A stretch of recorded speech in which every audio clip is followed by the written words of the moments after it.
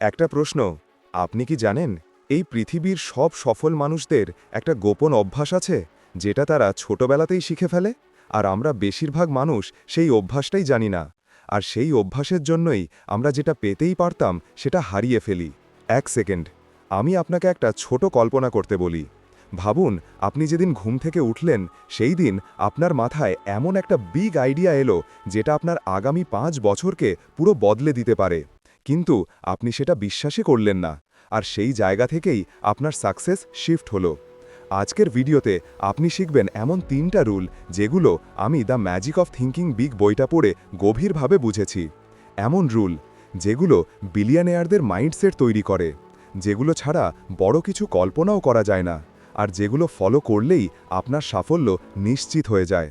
আর ভাই, যদি পার্ট 1 না দেখে থাকেন প্লিজ দেখে আসবেন, কারণ আজকের পার্ট বুঝতে পার্ট 1-এর ভ্যালু আকাশের মতো দরকার। Chapter 4, how to think big.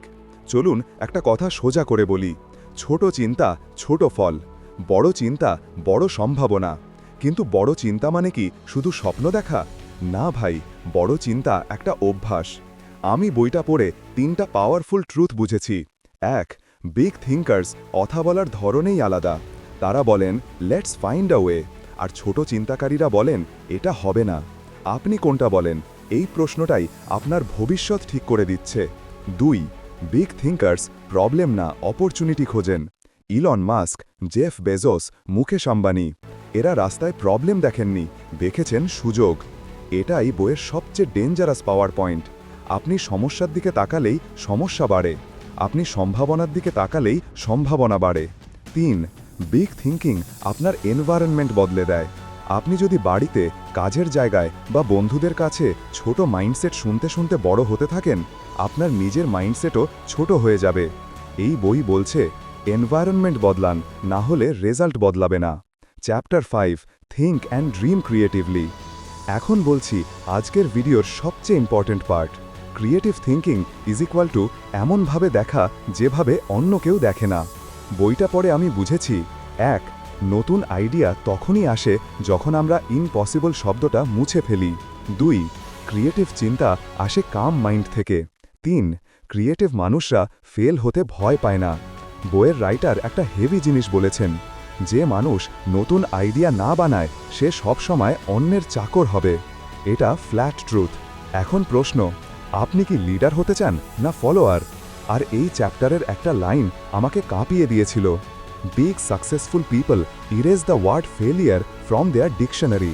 আপনি যদি আজ থেকে নতুন কিছু ভাবতে শুরু করেন, প্রতিটা প্রবলেম সলভ করার নতুন রাস্তা বের করেন, আর নিজেকে জিজ্ঞাসা করেন আরও ভালো কিভাবে করা যায়, তাহলে আপনি অলরেডি সেই রাস্তায় পা রেখেছেন যেটা বিলিয়নিয়ারদের পথ।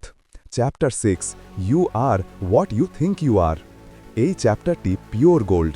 এইটা না বুঝলে সাকসেস অসম্ভব। বইতে একটা লাইন আছে, একজন মানুষ নিজের সম্পর্কে যেমন ভাবে সে তেমনই হয়ে যায়। একে বলে সেলফ ইমেজ ফর্মুলা। বইটা আমাকে 3টা সত্য শিখিয়েছে। 1, self image is equal to life image. যদি আপনি ভাবেন আই অ্যাম নাথিং, তাহলে you become nothing. I deserve success, তাহলে সাকসেস আসবেই। 2, রেসপেক্ট ইয়োর সেলফ ফার্স্ট।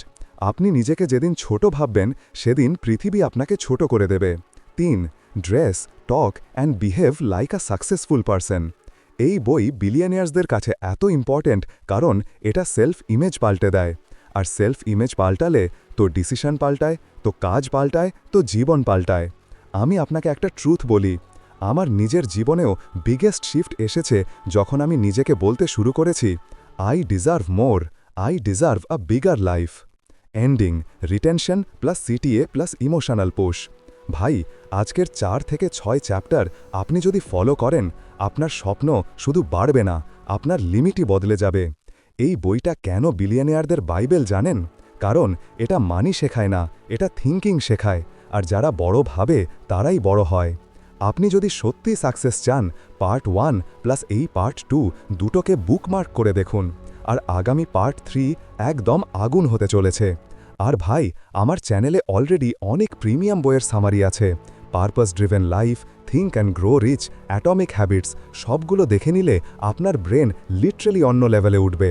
আর যদি ভ্যালু পান লাইক শেয়ার করে দিন আর সাবস্ক্রাইব করে রেখেন, কারণ এমন প্রিমিয়াম বেঙ্গালি কন্টেন্ট ইউটিউবে আর নেই।